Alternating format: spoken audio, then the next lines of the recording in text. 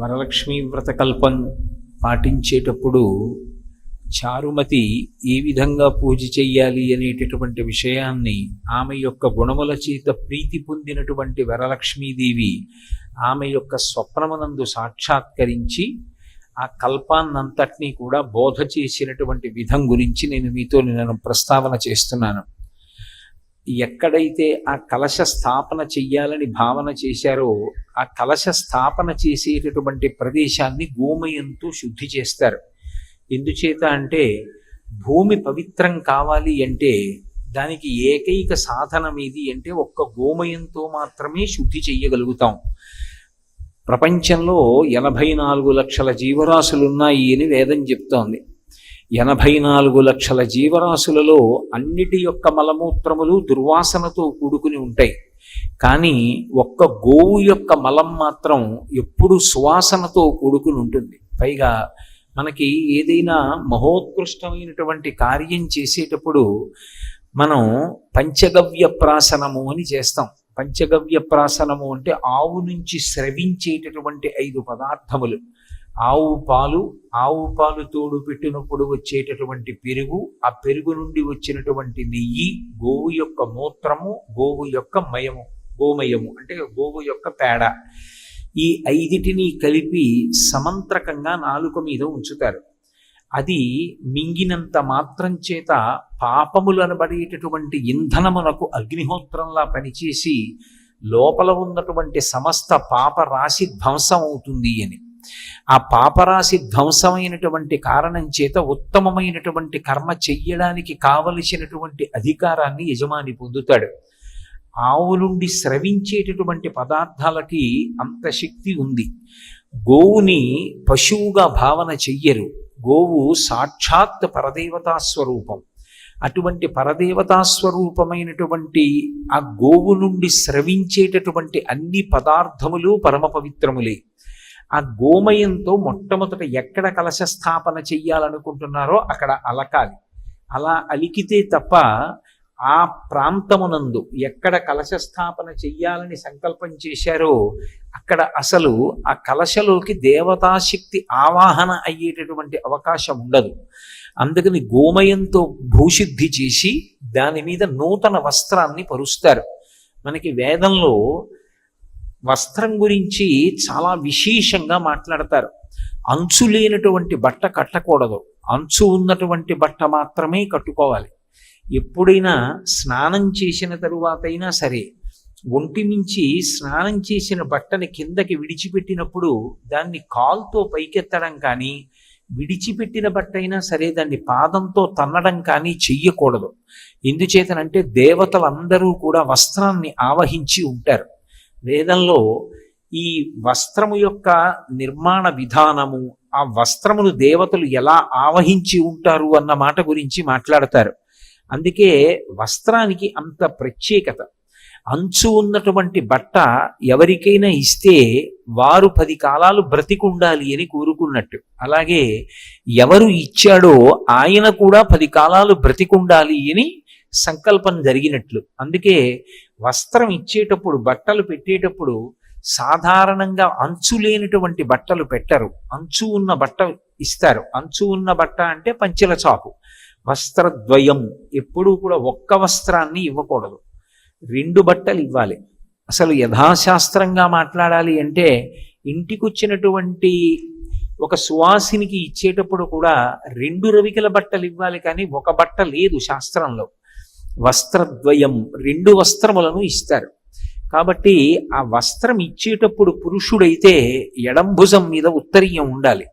ఉత్తరీయం లేకుండా ఇవ్వకూడదు, ఉత్తరీయం లేకుండా పుచ్చుకోకూడదు. ఉత్తరీయానికి అంత ప్రశస్తి ఉంది. అందుకే ఆ వస్త్రాన్ని, నూతన వస్త్రాన్ని తీసుకొచ్చి భూమి మీద పరుస్తారు. ఆ పరిచినప్పుడు అది అంచు కలిగినటువంటి బట్ట అయి ఉండాలి. అందుకే కొత్త తువ్వాలు అని రాస్తూ ఉంటారు ఆ పూజ చేయించేటప్పుడు.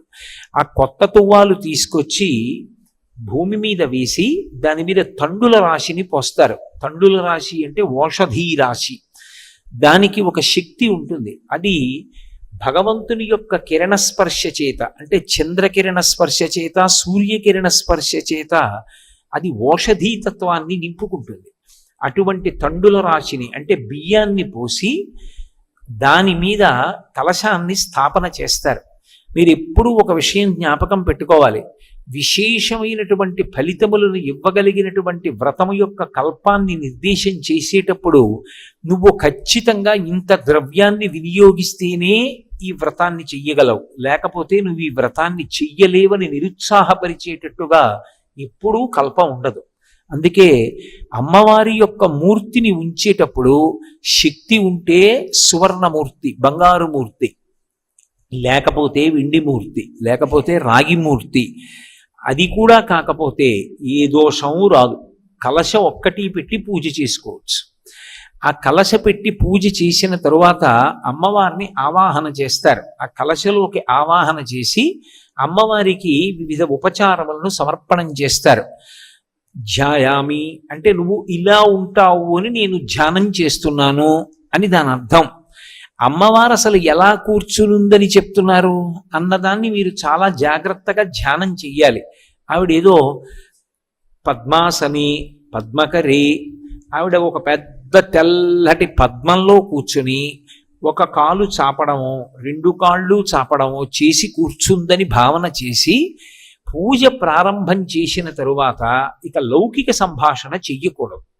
వ్రతభంగంబు అంటారు. వ్రతం చేస్తాను అని నీళ్లు ముట్టుకుంటారు. అంటే ఎప్పుడైనా ఒక కార్యక్రమాన్ని ప్రారంభం చేసేటప్పుడు, భగవత్ కార్యాన్ని మొదలుపెట్టేటప్పుడు మొట్టమొదట పూజ చేస్తున్నాను అని నీళ్లు ముట్టుకుంటారు. ఆ వ్రతం ప్రారంభం చేస్తున్నాను అని గుర్తు. దానికి ముందు దేశకాల సంకీర్తనం ఉంటుంది. నేను ఫలానా ప్రదేశంలో ఉన్నాను, ఏదో శ్రీశైలస్య వాయవ్య దిగ్భాగే అంటారులా ఉంది. మీరైతే శ్రీశైలస్య వాయవ్య దిగ్భాగే ఏదో సూర్యాపేట పట్టణే స్వగృహే సమస్త దేవతా బ్రాహ్మణ హరిహర సన్నిధౌ అస్మిన్ వర్తమాన వ్యవహారిక చాంద్రమాని శ్రీ విజయనామ సంవత్సరే దక్షిణాయనే వర్ష ఋతు శ్రావణమాసే శుక్లపక్షే అని భృగువాసరే పౌర్ణమి ముందొచ్చేటటువంటి శుక్రవారం కాబట్టి ఆ రోజు ఏ తిథి ఉంటే ఆ తిథి చెప్పి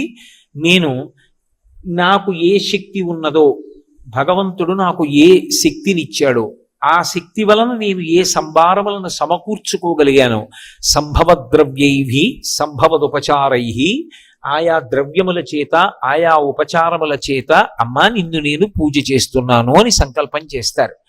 ఈ సంకల్పం చేసే ముందు వరలక్ష్మీ వ్రతంలో ఒక ప్రధానమైనటువంటి నియమం ఉంటుంది.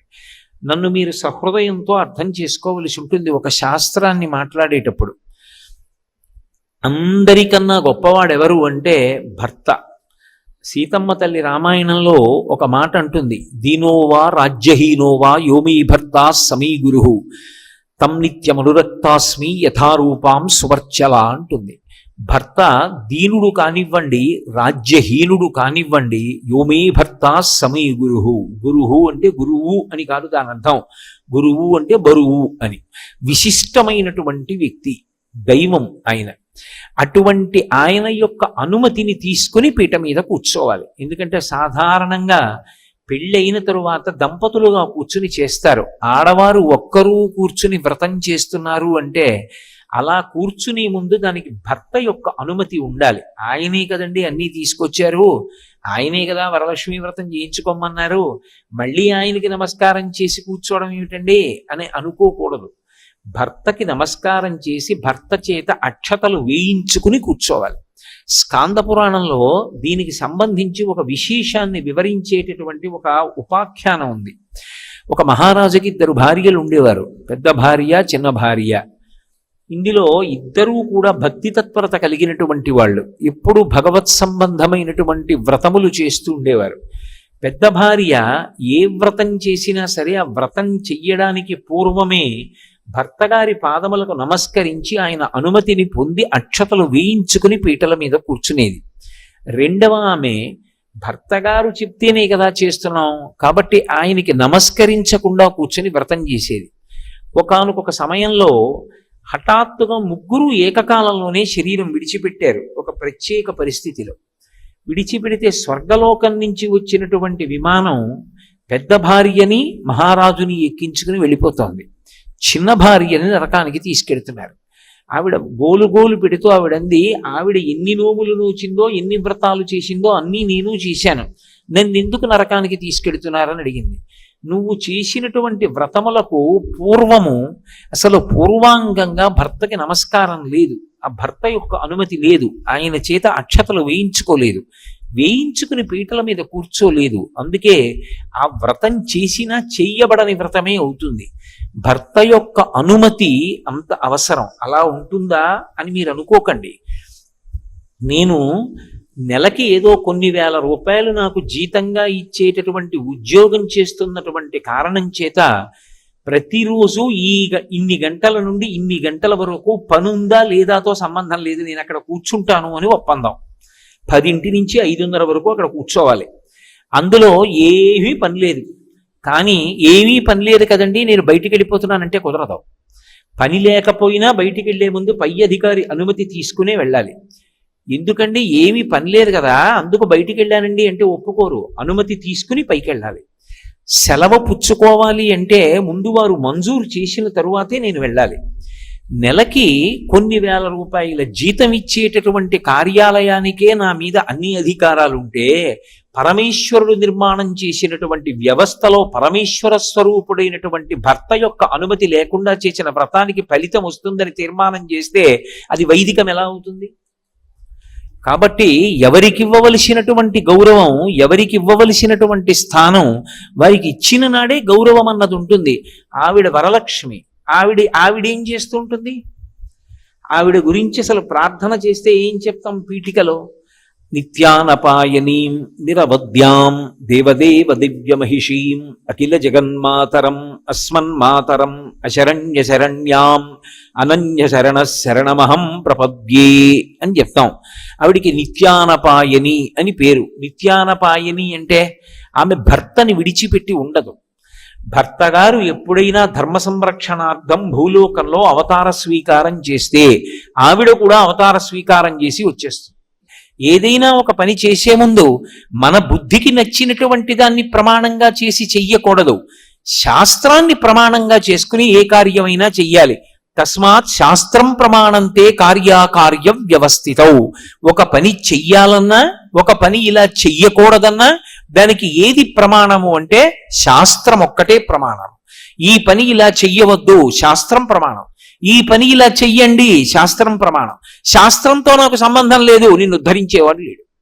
కాబట్టి భర్తకి నమస్కరించి పీటల మీద కూర్చుని దేశకాల సంకీర్తనం చేసి పరమభక్తితో అమ్మవారి యొక్క ఉపచారముల యందు దృష్టి పెట్టి చెయ్యాలి. ఉపచారములను చేసేటప్పుడు ఏదో నేను పూజ చేస్తున్నాను అని చెయ్యడం కాదు. ఆ చేసేటప్పుడు మనసులో భావన ఉండాలి.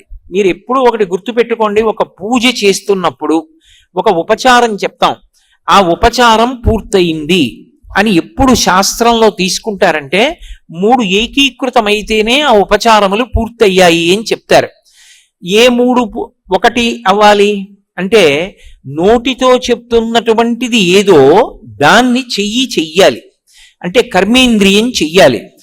నోటితో చెప్పినది చెయ్యి చేస్తుండాలి, నోటితో చెప్పి చెయ్యి చేస్తున్న దాన్ని మనసు చూస్తూ ఉండాలి. ఈ 3 ఏకీకృతం అయ్యాయనుకోండి, అప్పుడు వ్రతం చేస్తున్నాడు అని చెప్తారు. నేను మీకు ఒక ఉదాహరణ చెప్తే మీరు బాగా పట్టుకుంటారు. అమ్మవారికి స్నానం సమర్పయామి అంటాం. స్నానం సమర్పయామి అనేటటువంటి ఉపచారం యథార్థానికి ఎక్కడా కూడా సంపూర్ణంగా చేయడం అనేటటువంటిది ఉండదు. మనం ఏదో ఆ కలశలో వేసినటువంటి పువ్వుతోటో ఆకుతోటో కొద్దిగా నీళ్లు తీసి చల్లుతాం అంతే. నేను స్నానం చేశాను అనుకోండి, నేను మీ ఇంటికి వచ్చాను అనుకోండి, అమ్మా సంధ్యావందనం చేసుకోవాలి, స్నానం చేస్తానమ్మా అని అనుకోండి. అయ్యా వెళ్ళండి స్నానం గదిలోకి స్నానం చెయ్యండి అని ఓ గ్లాస్తో నీళ్ళు అక్కడ పెట్టి అందులో పువ్వు ఇట్టారు అనుకోండి. అదేమమ్మా గ్లాసులో నీళ్లు పెట్టి పువ్వు పెట్టారు, స్నానం చేయాలన్నాను కదా అంటే, మీరు పొద్దున్న పూజ చేసేటప్పుడు ఆపోహిష్టామయో భవస్థాన వృద్ధి దధాతన అంటూ చల్లలేదా? మీరు అలాగే చల్లుకోండి, స్నానానికి చాలదా? ఈశ్వరుడికి సరిపోయింది, మీకు ఎందుకు సరిపోదు? ఆయనకన్నా పెద్దవారా? చల్లుకోండి అన్నారు అనుకోండి, అది కుతర్కం అవుతుంది, వితండవాదన అవుతుంది, అది పొసగదు. ఎందుచేత అంటే ఉపచారము మనసు చేత భావింపబడాలి. స్నానము నేను చేస్తే బాహ్య శౌచము కొరకు, అది మనసు చేత భావిస్తే బాహ్య శౌచం రాదు. అమ్మవారి విషయంలో మీరు మనస్సుతో భావన చెయ్యాలి. ఎలా భావన చెయ్యాలి? శంకరాచార్యులు వారు కనకధారా స్తోత్రం చేస్తూ నేర్పుతారు మనకి. దిగ్గస్తిభి కనక కుంభ ముఖావ సృష్ట స్వర్వాహిని విమలచారు జలప్లుతాంగీం ప్రాతర్నమామి జగతాం జననీమశేష లోకాధినాథ గృహిణీం అమృతాబ్ధిపుత్రీం అంటారు. ఆ దిగ్గజములు ఆకాశగంగా జలాలను తమ యొక్క బంగారు కలశలతో పట్టి తీసుకొచ్చి లక్ష్మీదేవికి రెండు వైపులా నిలబడి ఆ బంగారు కలశలని పైకెత్తి మందాకినీ జలాలు పోస్తే ఆమె కట్టుకున్నటువంటి తెల్లటి బట్ట తడిసిపోతుంది. ఆ తడిసిపోయినటువంటి తెల్లటి బట్టతో కూర్చున్నటువంటి ఆ అమ్మవారి యొక్క పాదముల జంట ఒక్కసారి మనసు నిండా భావన చేసి ఆ తల్లి పాదములకు, ఆ తడిగా ఉన్నటువంటి అమ్మవారి పాదములకు ఉంచి తల తగిలేటట్టుగా నమస్కరిస్తే ఆ తడి నా నుదుటికి తగిలింది అని భావన చేస్తే ఆ తడి ఇలా తుడుచుకోవాలనేటటువంటి అనుభూతి కలుగుతుంది. దిగ్గస్తిభి కనక కుంభ ముఖావ సృష్ట స్వర్వాహిని విమలచారు జలప్లుతాంగీం ప్రాతర్నమామి జగతాం జననీమశేష లోకాధినాథ గృహిణీం అమృతాబ్ధిపుత్రీం అని ఆ తల్లిని అలా చూసి తడిసిపోయి ఎర్రటి కాళ్ళు, తెల్లటి గోళ్ళు తడిసి కరిగి కిందకి కారిపోతున్నటువంటి పారాణి కనపడుతుంటే ఒక్కసారి వంగి అమ్మవారి పాదముల దగ్గర తలపెట్టి నమస్కారం చేశారనుకోండి, ఇప్పుడు ఆ తడి మీ నుదిటికి అందుకుని ఆ పారాణి కరిగి మీ నుదిటికి అంటుకుంటే మీరు పూజ చేద్దామని పైకి లేచిన తర్వాత వెంటనే తర్వాత ఉపచారం జ్ఞాపకానికి వస్తుందా? జ్ఞాపకానికి రాదు. మీ నుదుటికి ఏదో తడి ఉన్నట్టు, ఏదో అంటుకున్నట్టు భావన పొంది మీరు ఒకసారి ఇలా అనుకుని పారాయణ ఏమైనా ఉందా అని ఇలా చూసుకుని ఏం లేదంటే మీరు చేసిన ఉపచారం అమ్మవారికి అందింది. మీరు స్నానం చేయించారు అమ్మవారికి. అమ్మవారి తడిపాదములకు, పారాణి పాదములకు మీరు నమస్కారం చేశారు. అలాగే నేను మీకు ఉదాహరణకి చెప్తున్నాను సుమండి. మనసు లేదనుకోండి 10 నిమిషాల్లో వ్రతం అయిపోతుంది. మనసు అక్కడ ఉందనుకోండి, పొద్దున్న కూర్చున్నటువంటి వరలక్ష్మీ వ్రతం ప్రదోష వేళ పేరంటానికే లేస్తారు కూడా. ఎందుకు అంటారేమో, ఒక్క ఉపచారమునందు ధ్యానములోకి వెళ్ళిపోతారు. నేను మీకు ఒక ఉదాహరణ చెప్పాలి అంటే, అమ్మవారికి ఏదో అమ్మ వస్త్రద్వయం సమర్పయామి అన్నారు. నా శక్తి కొలది నేను తీసుకొచ్చింది 150 రూపాయలు ఒక నేత చీర అయి ఉండొచ్చు. కానీ నేను ఎన్నో మాటలు మా ఆవిడికి చీరలు కొనడానికి పెద్ద పెద్ద బట్టల కొట్టుకు వెళ్ళానుగా. వెళ్ళినప్పుడు పెద్ద పెద్ద అంచులున్నటువంటి పట్టు చీరలు అక్కడ కట్టబడి ఉండగా ఎదురుగుండా చీర కట్టుకుంటే ఎలా ఉంటుందో అలాగే బొమ్మలకు కట్టో లేకపోతే గోడకు కట్టో మేకు కట్టో ఉంటాయిగా. అవి చూసావుగా.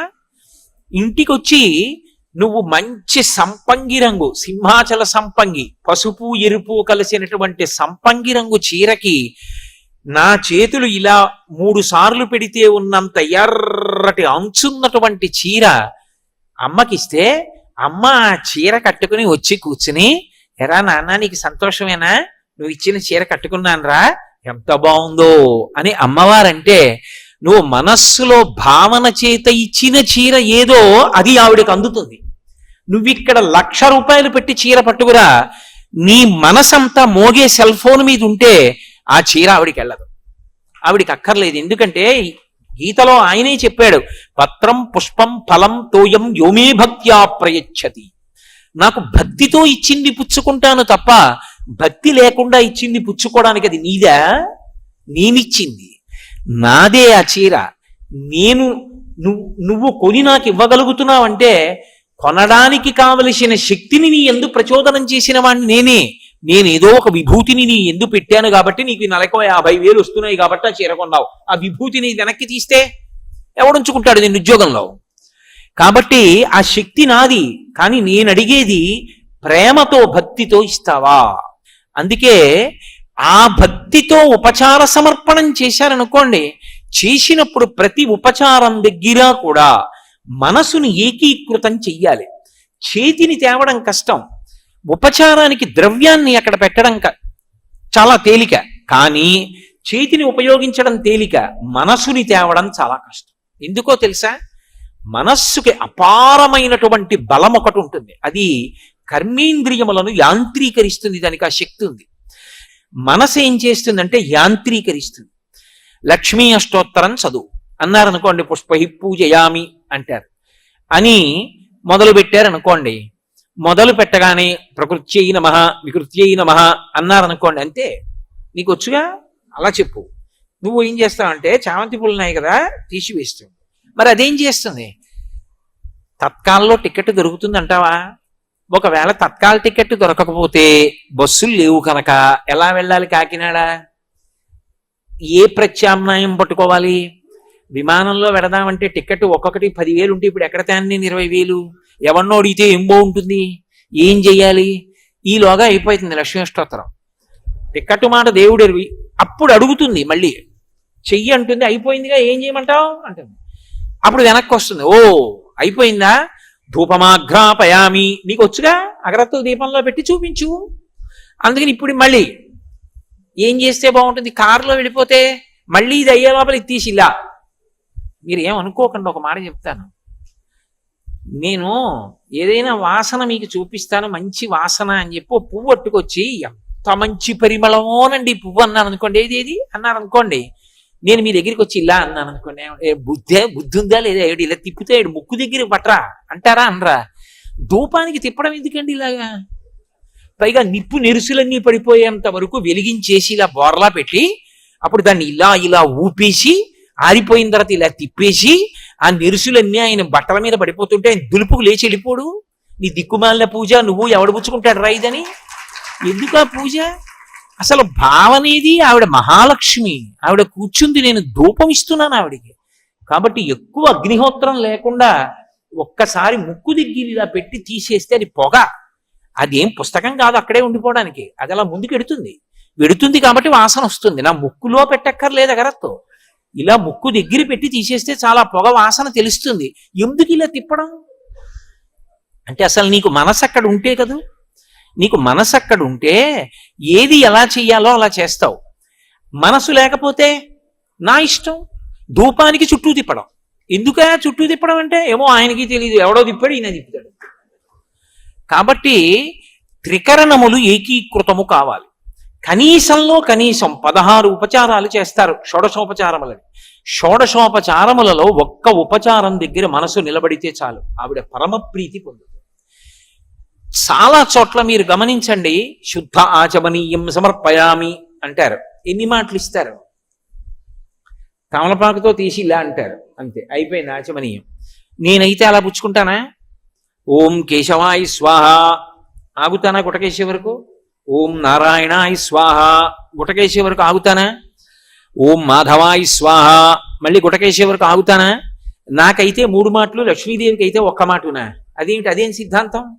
ఆచమనీయం అంటే ఎవరికైనా 3 మాటలే అయినప్పుడు ఆవిడికి కూడా నువ్వు ఎన్ని మాటలు ఇవ్వాలి? 3 మాటలు ఇవ్వాలి. 3 మాటలు ఇచ్చినప్పుడు ఆవిడ గుటకెయ్యాలా?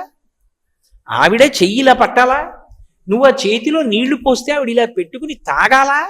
అసలు శుద్ధ ఆచమనీయం సమర్పయామి, ఆచమనీయానంతరం స్నానం సమర్పయామి, ఏం పుచ్చుకుంటుంది ఆవిడ 3 మాటలు? అసలు ఏది ఒకదాని మీద వచ్చి వరద పడిపోయినట్టు పడిపోతుంటే.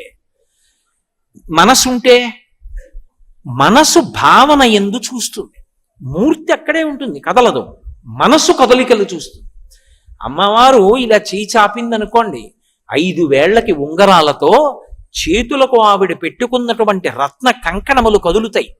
కదిలినప్పుడు ఆవిడ చెయ్యిలా కదిపితే కణ కణ కణ కణ ధనులు వస్తాయి. భాగవతంలో పోతన గారు అనుభవింపచేస్తారు. అక్రూరుడు నారాయణ దర్శనం పొందుతాడు. పొందినప్పుడు కదలిన బాహు పద క్రమంబున రమముసూపెడి నూపు రములవాణి అంటారు. భగవంతుడు కాళ్ళు తీసి ఇలా పాదపీఠం మీద పెట్టాడనుకోండి, పాదయోహో పాద్యం సమర్పయామి అని, నేను పాదముల మీద నీళ్లు పొయ్యాలంటే ఆయన ఇలా పెట్టాలా వద్దా? పాదపీఠం మీద ఆయన కాళ్ళు ఎత్తి పెట్టినప్పుడు ఆయన పాద మంజీరముల యొక్క ధ్వనులు వినపడతాయి. అవి వినపడాలంటే ఆ భక్తి ఉన్నవాడికైతే వినపడతాయి.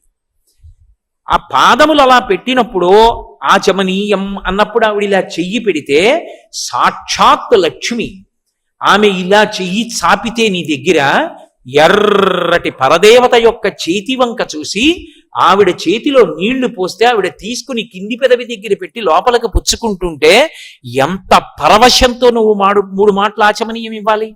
ఇచ్చావు. అక్కడ మంత్రం ఉండదు, నీ భక్తితోటి పూరణ చెయ్యాలి. ఆచమనీయం చేస్తే ఏం చేయాలి? చెయ్యి ఎంగిలవుతుంది. చెయ్యి ఎంగిలవుతుంది కాబట్టి ఏం చేయాలి? ఓ చుక్క నీళ్లు పోసుకుని పక్కనున్న బట్టతో తుడుచుకుంటాం.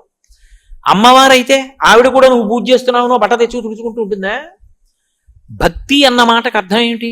నేను మీ ఇంటికి దేవతార్చనకు వచ్చాను అనుకోండి. దేవతార్చన అంటే భోజనం. ఇందాక ఇవాళ మధ్యాహ్నం పరమభక్తి తత్పరులు, బహుసహృదయులు, నేను పరవశించిపోయాను వాళ్ళ ఇంటి సంస్కారం చూసి.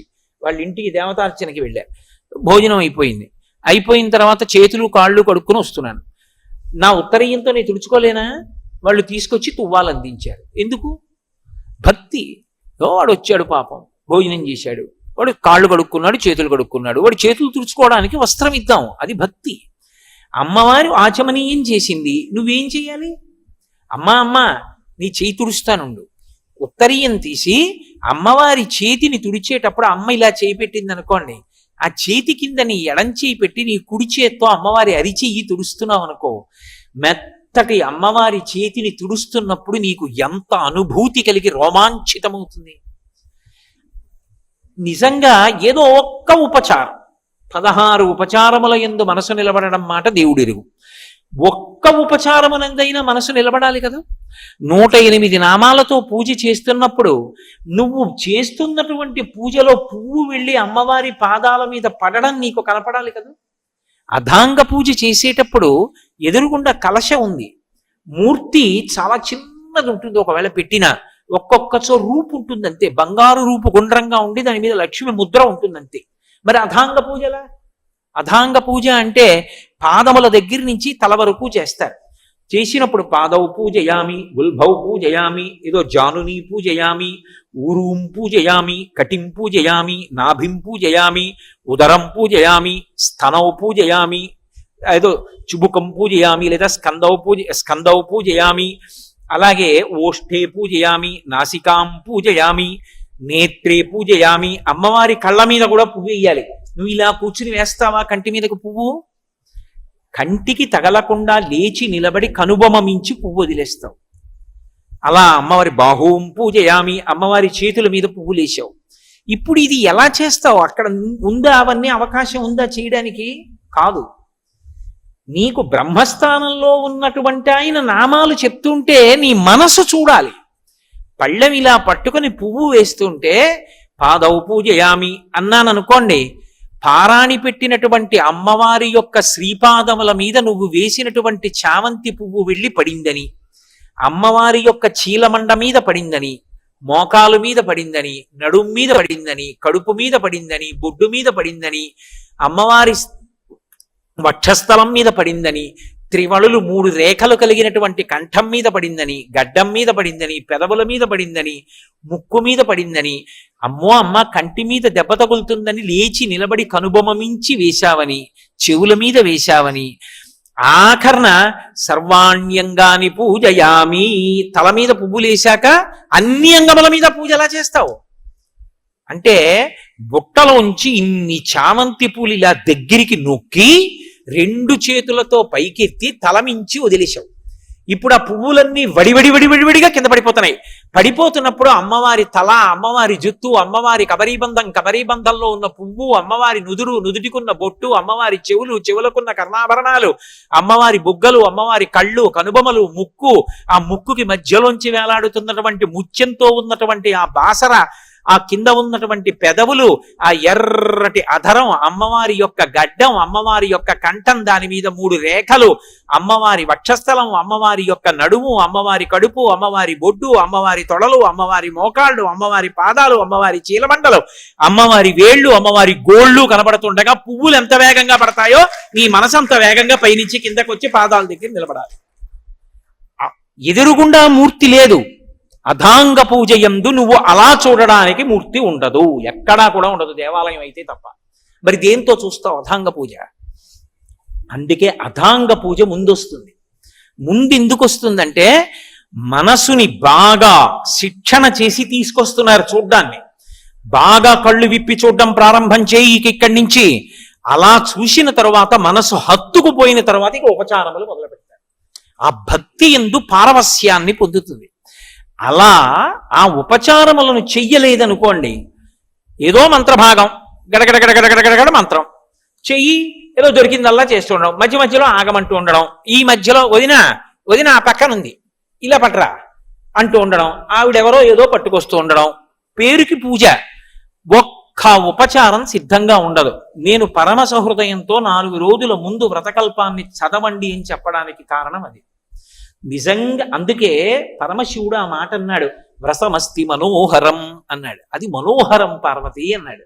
నిజంగా వరలక్ష్మీ వ్రతం చేసుకోవాలని తాపత్రయం ఉంటే ఆ రోజు పొద్దున్న చేసేస్తాను అనకు. 4 రోజుల ముందు చదువు. అసలు ఏమేం కావాలి? దీపం, ఒత్తులు, ఆవు నెయ్యి లేదా నువ్వుల నూనె రాయి, ఓ అగ్గిపెట్టి, అగరవత్తులు వెలిగించడానికి పెట్టుకోవడానికి ఏదో ఒక పరికరం, నీరాజన పరికరం, నైవేద్యం అన్ని టిక్కు పెట్టుకో. మీరు ఒక్క మాట జ్ఞాపకం పెట్టుకోండి, పూజ అన్న మాటకు అర్థం ఏమిటో తెలుసా? మీరు పీటల మీద కూర్చున్న తర్వాత పూజ ప్రారంభం కాదు. పూజ బాగా జరగడానికి మీరు ముందు చేసేటటువంటి సాధన అంతా పూజే. పూజ చేసుకోవాలి తొందరగా. అన్నీ స్నానానికి వెళ్ళాను అనుకోండి, స్నానం పూజ ఎందు అంతర్భాగం అవుతుంది. నేను తొందరగా తెమలాలి, అందుకు పేపర్ చదవను అన్నాను అనుకోండి, ఇప్పుడు పేపర్ చదవకపోవడం పూజ ఎందు అంతర్భాగం అవుతుంది. పూజ తర్వాత చేద్దామని పేపర్ చదివాను అనుకోండి, పూజకి భంగం అవుతుంది. అందుకే పూజ చేస్తూ ఏం చెయ్యాలంటే, వ్రతం చేసేటప్పుడు ప్రత్యేకించి ఆవలించకూడదు, తుమ్మకూడదు, దగ్గకూడదు, అన్ని నియమాలు ఉన్నాయి. అలా కానీ చేశారనుకోండి, నీళ్లు ముట్టుకుని వ్రతం చేస్తానని వ్రతభంగం చేశాడని ఖాతాలో వేస్తాడు. పోతన గారు భాగవతం చేస్తూ కాత్యాయని వ్రత ఉపాఖ్యానంలో ఒక మాట అంటారు, వ్రతభంగంబులు మానునట్టి వరదున్ వామాక్షులిక్షించియున్ గత చేలా ప్లవనంబు నీడు వ్రతభంగం వంచు చింతించి పాల తటంజస్త కరాబ్జలై సరస లీలన్ రొక్కిరట్లందరు అంటారు. వ్రతములు చేయుచునొక్కమారైన ఆ గోవిందుని స్మరించిన మనం వ్రతం చేసేటప్పుడు ఎక్కడైనా పొరపాటు జరుగుతోందేమో అని ఏం చేయాలంటే, 2 ఉపచారాలు 3 ఉపచారాలు చేశారనుకోండి, ఒకసారి ఆపి మనసుకి వ్యవధానం ఇవ్వాలి మళ్ళీ వెనక్కి రావడానికి. లేకపోతే అది బడలిపోయి తనంత తాను బలవంతంగా పారిపోతుంది. మీరు దాంతో ఘర్షణ పడ్డారనుకోండి, నువ్వు నా మాట వింటలేదు, వాడేమో కిందటి ఏడాది వచ్చి శ్రావణ మాసంలో తలకొట్టుకుని చెప్పి వెళ్ళిపోయాడు, అలా చేద్దామంటే నువ్వేమో ఎటో పోతున్నావు మనసా అని దాంతో యుద్ధం మొదలెడితే ఘర్షణ వచ్చి పూజ సరిగా జరగదు. అందుకే మనసుని వెనక్కి తేవడానికి ఓ చిన్న అవకాశం దానికి ఇవ్వాలి. అందుకని ఏం చేస్తారంటే, మధ్యలో కాసేపు గోవిందా హరి గోవిందా వెంకటరమణ గోవిందా ఏడుకొండల గోవిందా అని గోవిందనామని చెప్పారనుకోండి, వ్రతములు చేయుచునొక్కమారైన యవ్వానిన్ విచారించినన్ వ్రతభంగంబులు మానునట్టి వరదున్ వామాక్షులిచ్చించియున్. వ్రతభంగము కాకుండా ఏది కాపాడుతుందంటే భగవన్నామము కాపాడుతుంది. అథవా శ్రీమాత్రే నమః శ్రీమాత్రే నమః శ్రీమాత్రే నమః అని అండమో, పక్కన సౌందర్యలహరి పెట్టుకుని తీసి నీకో శ్లోకం అలవాటైతే చక్కగా పైకి అవిద్యానామంతస్తివిరమిహిరోద్దీపనగరీ జడానాం చైతన్యస్తబకమకరంద శృతిఝరీ దరిద్రాణాం చింతామణిగుణనికా జన్మజలధౌ నిమగ్నానాం దంస్ట్రా మురరిపు వరాహస్య భవతి అని మళ్ళీ మొదలుపెట్టారనుకోండి, వ్రతభంగము పొరపాటు ఎక్కడ జరిగిందో దాన్ని దిద్దుతుంది ఆ నామం. దిద్ది వ్రతం పూర్తవడానికి కింద తీసుకెడుతూ ఉంటుంది. అందుకని భగవన్నామమును పలుకుతుండు వ్రతం చేసేటప్పుడు, లేకపోతే వ్రతభంగం జరిగిపోయే అవకాశం ఉంది. అందుకు భర్తకి నమస్కారం చేస్తే భర్త పరాకు చెప్తాడు ఇంట్లో, అమ్మ వ్రతం చేస్తోంది పలకరించకండి, మాట్లాడకండి కాసేపు. కొడుకుంటాడు, భర్త పక్కన ఉంటారు. దేనికి? ఒక ఉపచారం జరుగుతుంటే తర్వాత ఉపచారం ఆవిడికి కాస్త దూరంగా పెట్టుకుంది, ఏదో పొరపాటున పాపం ఇన్ని రాసుకుంది, కానీ ఆ నీరాజన పరికరం తీసుకెళ్ళి అక్కడ పెట్టుకుంది, తను ఇక్కడ కూర్చుంది. ఇప్పుడు పీటల మించి లేచిపోకూడదు. అలాగని చాపి ఎక్కడో ఉన్న నీరాజన పరికరాన్ని అందుకునే ప్రయత్నం చేస్తే గబుక్కుని పడిపోతారు కూడా. నైవేద్యం అయిపోయింది, తాంబూలం అయిపోయింది, అక్కడెక్కడో ఉంది నీరాజన పరికరం. రోజు పూజ చేయట్లా భర్త తెలియదు, నీరాజనం ఇవ్వాలి ఆవిడని. కాస్త ఆ పరికరాన్ని దగ్గరికి తీసుకొచ్చి చేతికి అందిస్తాడు. పక్కన కొడుకో భర్తో ఉంటారు. ఎందుకని? అమ్మ వ్రతం పూర్తవ్వాలి. వ్రతం పూర్తవడానికి వీళ్ళందరూ ఉపకరణం కింద నిలబడతారు. నిలబడితే అప్పుడు ఆ ఇంట్లో ఏమైంది? ఆవిడ ఒక్కతే కాదు వ్రతం చేస్తున్నది, అందరూ వ్రతమే చేస్తున్నారు. అది అమ్మ సేవ చేయడం వ్రతంలో. అంటే వ్రతం చేసుకుంటున్న అమ్మకి సేవ చేసి బిడ్డలు తరిస్తారు. కొడుకు పక్కన ఉండాలి, అల్లుడు ఉండాలి. పోని కూతురు ఎక్కడో పెళ్లి చేసుకుని కూతురు ఎక్కడో చేసుకుంటుంది, అల్లుడు అక్కడ ఉన్నాడు. కొడుకు ఉండాలి, కోడలు అత్తగారి పక్కన కూర్చుని చేసుకుంటోంది, భర్త పక్కన ఉండాలి. అంతేగాని ఆవిడ చేసుకుంటోందని నేను పేపర్ చదువుకోవడం టీవీ చూసుకోవడం కాదు. అసలు నిజంగా చెప్పాలంటే ఎవరు చేయించాలి వ్రతం అంటే భర్త చేయించాలి. ఎందుకని అంటే భర్త గురువు, ఆయన చేయించాలి వ్రతం. అథవా నీకు రాదు పోని వదిలిపెట్టేసేయి. ఏ ఉపచారంతో నీరాజనం అన్నప్పుడు కర్పూరం వెలిగించేది దూరంగా ఉందని అర్థం కావట్లేదా? అదైనా దగ్గరికి తీసుకెళ్లి అందించాలి. పాపం బతికున్నంత కాలం వండి పెడుతోందే, ఒక్క వ్రతం చేసుకుంటున్నప్పుడు నీరాజన పరికరం అందించద్దు? తీసుకెళ్లి నీరాజన పరికరాన్ని దగ్గరగా అందించాలి. అప్పుడు ఆ ఇంట ఉన్నటువంటి ఐకమత్యతకి, ఆ భక్తికి ఆవిడ ప్రీతి చెందుతుంది. ఇది చారుమతీ వృత్తాంతం చేత ప్రతిపాదింపబడిన విషయం. అందుకు శివుడు అన్నాడు, పార్వతి ఇది మనోహరం. మనోహరం అంటే మనస్సుని హరిస్తుంది. ఎప్పుడు చూసే వాళ్ళకి, వినే వాళ్ళకి కూడా అబ్బా ఎంత బాగుందో, నిజంగా ఎంత బాగా చేసుకుందో ఆవిడ వరలక్ష్మి వ్రతం, మా అందరికీ కూడానండి ఏమిటో వ్రతం చేసుకున్న అనుభూతి కలిగిందండి అంటారు.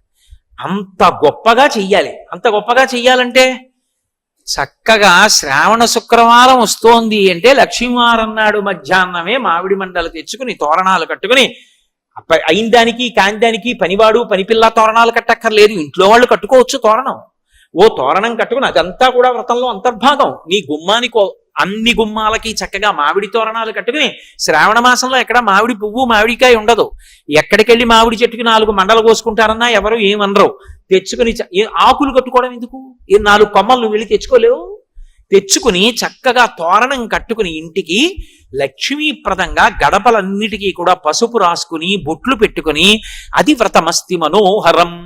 ఏవేవి లక్ష్మీ స్థానములో ఆ లక్ష్మీ స్థానములన్నీ కూడా అలంకృతము కావాలి. అసలు లక్ష్మీదేవి పరవశించిపోవాలి ఆ ఇంటి ఉత్సాహానికి. అదంతా కూడా ప్రకటనమయ్యేది పూజలో. అసలు దానికి ముందు నేపథ్యం ఎంత సంతోషమో ఆ వ్రతం చేయడంలో. అంత మనోహరంగా వ్రతం చేస్తే అదంతా పూర్తి చేసి తోర పూజ అంటారు. అంటే ఈమె వ్రతమాచరణ పూర్తి చేసినది అని నవగ్రంథులని 9 గ్రంథులకు పూజ చేస్తారు. ఒక్కొక్క ముడి ఒక్కొక్క రకమైన అభ్యున్నతికి కారకం. మనకి ఎప్పుడైనా జ్ఞాపకం పెట్టుకోండి, 9 మీదే ఆధ్యాత్మ తత్వం అంతా నడుస్తుంది. వినాయక నవరాత్రులు, శారదా నవరాత్రులు, వసంత నవరాత్రులు. ఏమిటి నవరాత్రులు? రాత్రులు ఏం చేశాం మనం? రాత్రి ఏమైనా పూజ చేస్తామా? పోనీ శివరాత్రి అంటే జాగరణ చేస్తాం. మరి నవరాత్రులు ఏమిటి? 9 రాత్రులు ఏం చేస్తారు? ఏమీ చేయరు. ఎప్పుడు ఎలా పడుకుంటారో అలాగే పడుకుంటారు. మరి రాత్రులు అన్న పేరు ఎందుకు వచ్చింది అంటే మీరు ఒకటి బాగా గుర్తుపెట్టుకోండి, 9 తర్వాత ఏమొస్తుంది? 10 వస్తుంది. 10 అంకె కాదు, సంఖ్య. 2 ఉంటాయి కాబట్టి 9 అంకె. అంకెలలో పెద్దది 9. అంకెలు దాటిపోతే 10 వస్తుంది. 10లో ఏముంటాయి? 1 ఉంటుంది, పక్కన 0 ఉంటుంది. ఆ 1 ఏమిటి? పరమాత్మ. అది తప్ప ఇంకొకటి లేదు. దాని పక్కన నువ్వేమయ్యావు? 9 పూర్తి చేస్తే పూర్ణమద పూర్ణమిదం పూర్ణాత్ పూర్ణముదచ్యతే పూర్ణస్య పూర్ణమాదాయ పూర్ణమేవావశిష్యతే. పూర్ణమయ్యావు. అది 10. 9 చేస్తే 10లోకి వెళ్ళిపోతావు. ఆ 10లోకి వెళ్ళిపోవడానికి 9 చెయ్యాలి నువ్వు. పూర్ణత్వం పొంది 1 పక్కకి వెళ్ళిపోతే 0కి పక్కన 1 లేదనుకోండి, విలువ లేదు. కానీ 0 ఆధ్యాత్మతత్వంలో గొప్పది. అప్పుడు సంఖ్యలలో మొదటిదాని అయిపోతావు, 10 అయిపోతావు, 1 పక్కకి చేరిపోతావు.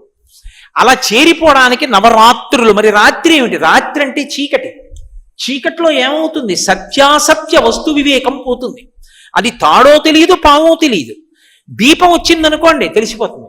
అక్కడికి తీసుకొచ్చి చెక్ బుక్ పెట్టండి, LIC పాలసీ పెట్టండి, లేకపోతే చదువుకున్న డిగ్రీ సర్టిఫికెట్ పెట్టండి, ఉద్యోగం ఆర్డర్ పెట్టండి, లేకపోతే మీకు ఎన్ని సన్మాన పత్రాలు ఉన్నాయో అవి తీసుకొచ్చి అక్కడ పెట్టండి. అది తాడో పామో ఏం తెలియదు. దీపం పట్టుకొస్తే తెలుస్తుంది తాడో పామో.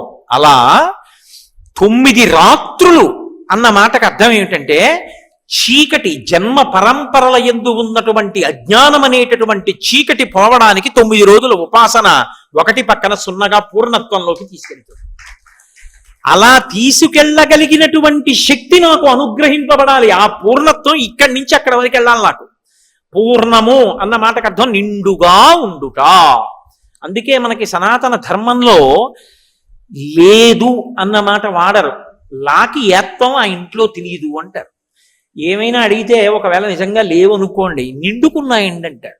మంగళప్రదంగా చెప్తారు.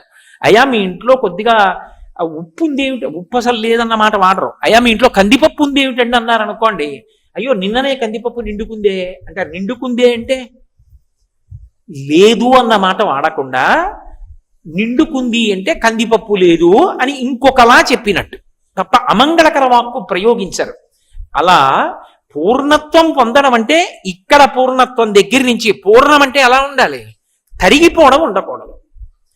తరగకుండా ఎలా ఉంటుందండి?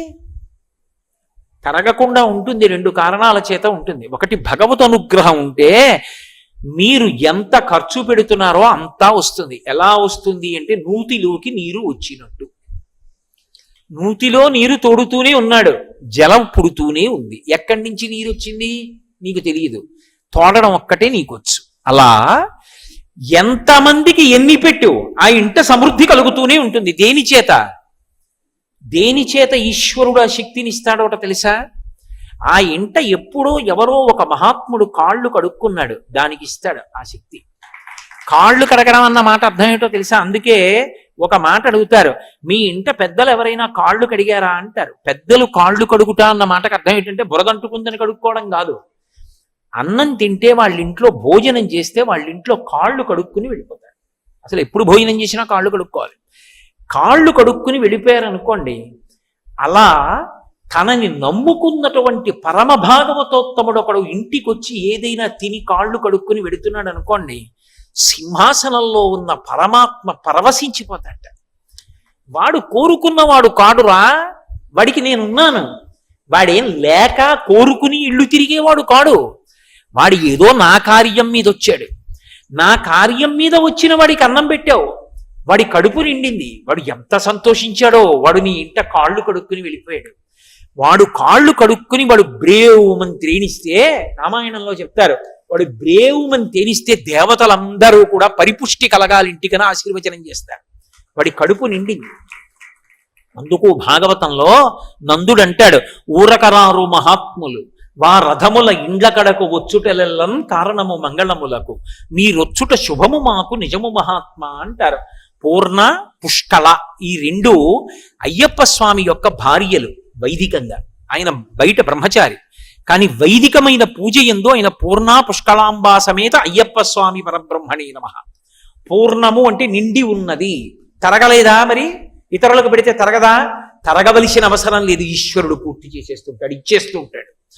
డొక్కా సీతమ్మ గారిని తూర్పుగోదావరి జిల్లాలో మహాతల్లి, అందరికీ అన్నం పెట్టేది, నిరతాన్నదాత. ఒకప్పుడు వాళ్ళింట్లో అన్నం తినడానికి కూడా లేకుండా అయిపోయింది.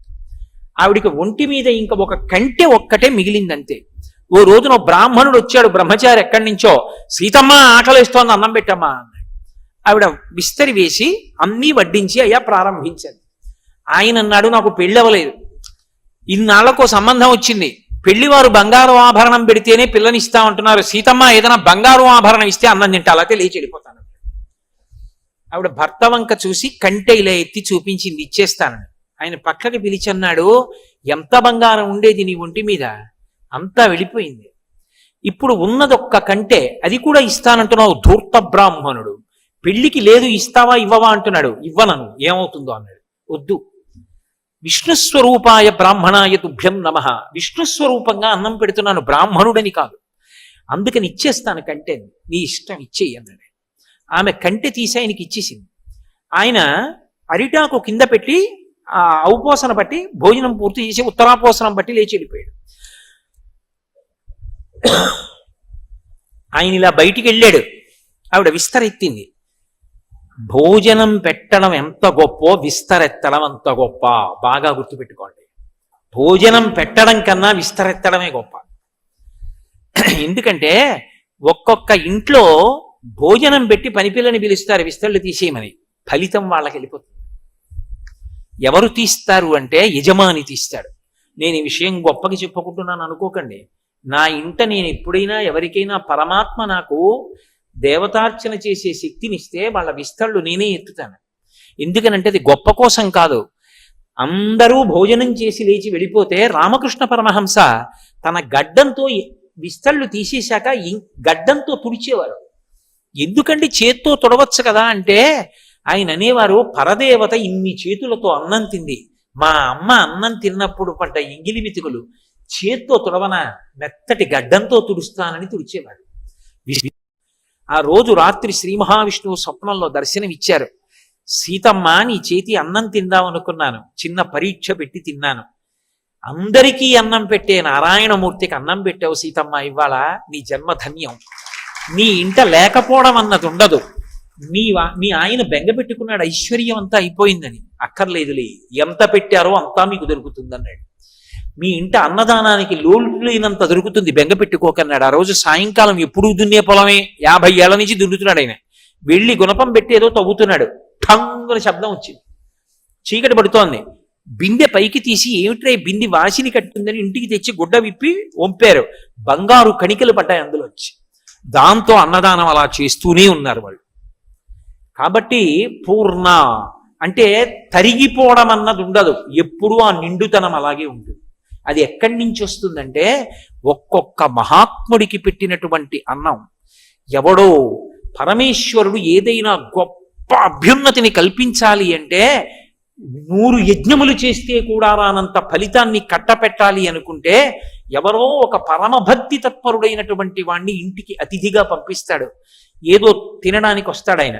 ఆయన తిని తృప్తి పొంది త్రేంచి కాళ్ళు కడుక్కుని వెళ్ళిపోయాడా, సాల్రా, నన్ను నమ్ముకున్న వాడికి ఇంత అన్నం పెట్టావురా అని ఈశ్వరుడు వాడికి ఎనలేని సుఖాలు ఇచ్చేస్తాడు. కాబట్టి 9 మూడుల తోరమును కట్టుకుంది ఆడది అంటే దానికి అర్థం ఏమిటంటే ఆమె పూర్ణత్వాన్ని పొందుతోంది. ఎక్కడికి పూర్ణత్వం? 1 పక్క 0 నుండి ఇక్కడ ఆమెకి లేదన్న మాట ఉండదు. ఇల్లాలుగా అన్నిటా పూర్ణత్వం. ఇంట్లో లేదన్న మాట లేకుండా సంతోషంగా ఇంట లక్ష్మి చెరించినట్టే ఆ స్థితిని పొందుతుంది. ఆ తోరాన్ని కట్టుకుని ప్రదక్షిణం చేస్తారు.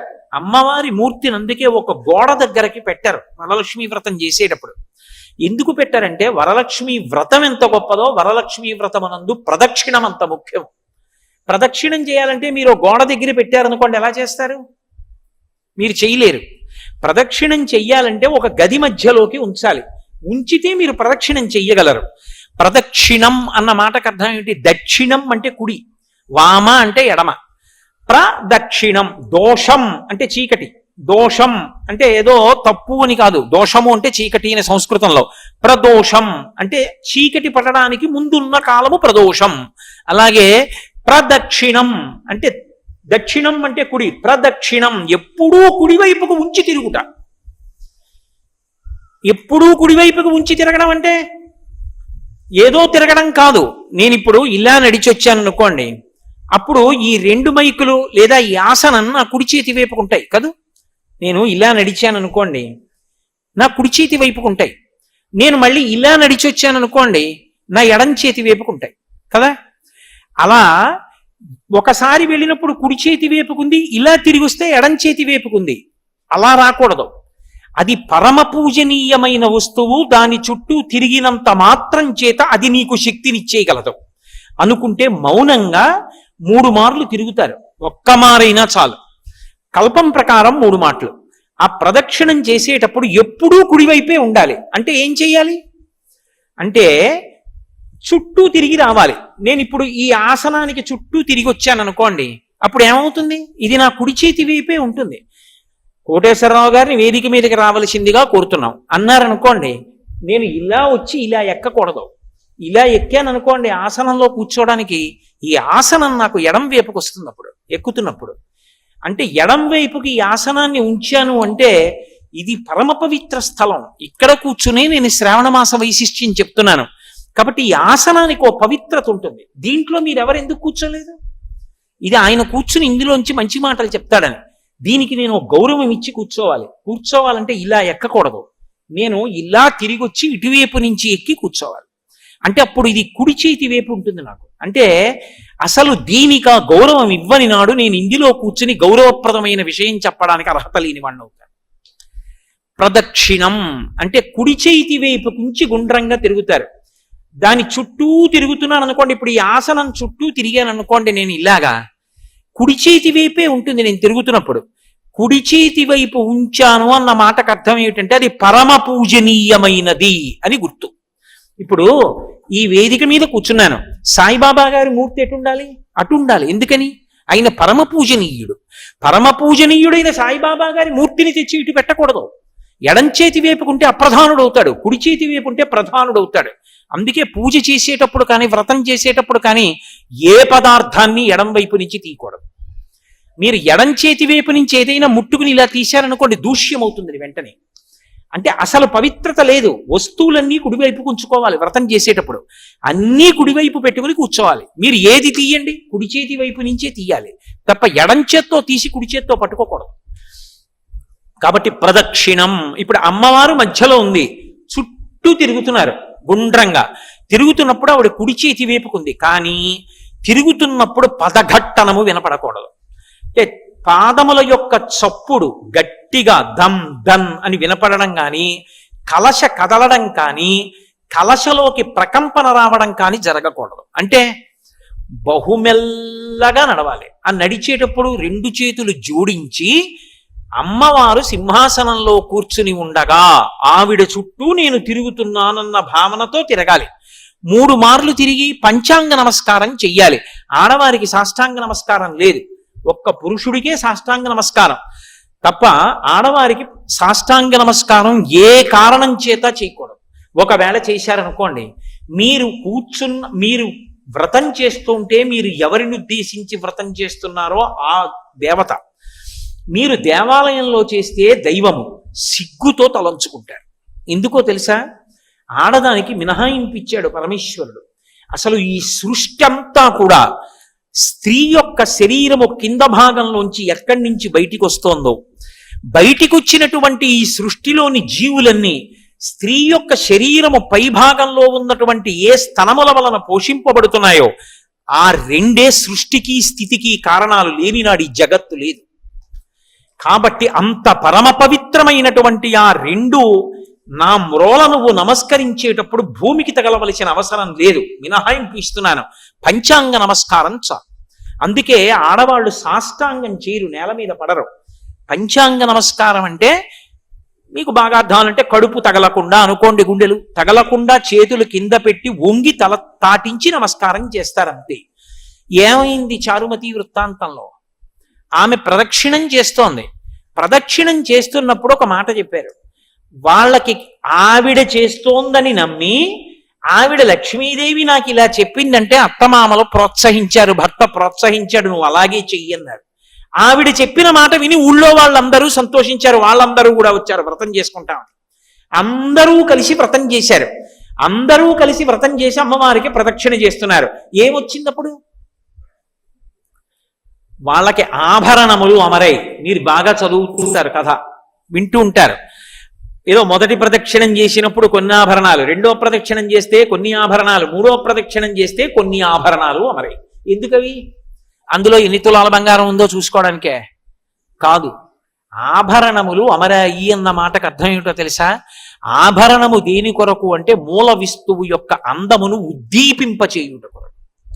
ఒక ఆభరణం పెట్టుకున్నారనుకోండి, అది ఎవరు పెట్టుకున్నారో వాళ్ళ యొక్క అందాన్ని పెంచుతుంది.